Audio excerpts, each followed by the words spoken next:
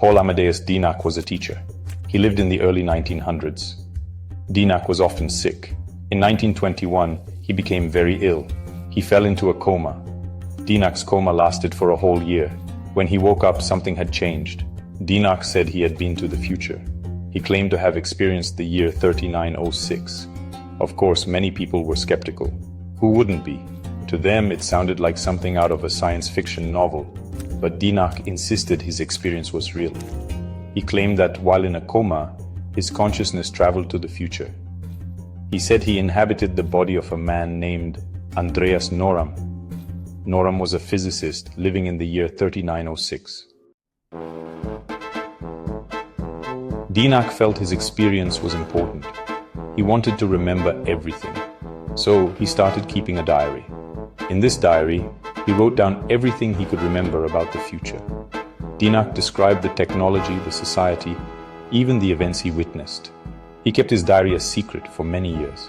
Before he died, Dienach gave his diary to a trusted student. This student was Georgios Papahatsis. Papahatsis was a Greek scholar. He was fascinated by Dienach's story. He decided to translate the diary from German to Greek. He wanted to share Dienach's incredible story with the world. According to Dienach, the world of 3906 was very different from his own time. He described cities filled with towering skyscrapers. These buildings reached high into the sky. Transportation had also evolved. People moved around in flying vehicles. It was a common sight to see them zipping through the air. Technology was incredibly advanced. Dienach wrote about devices that could display three-dimensional images and play sounds. He even claimed to have encountered extraterrestrial beings. But the future wasn't all sunshine and spaceships. Dienach wrote about a difficult period. There were wars, overpopulation, and environmental problems. He even mentioned a devastating nuclear conflict. However, he said humanity eventually learned from its mistakes. By 3906, people lived in a peaceful global society. Dienach's story has fascinated people for decades.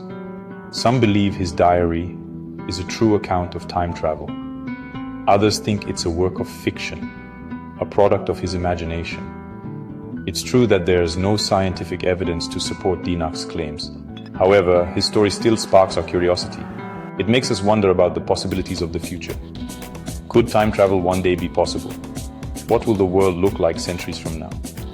Dienach's story, whether fact or fiction, encourages us to ask these questions.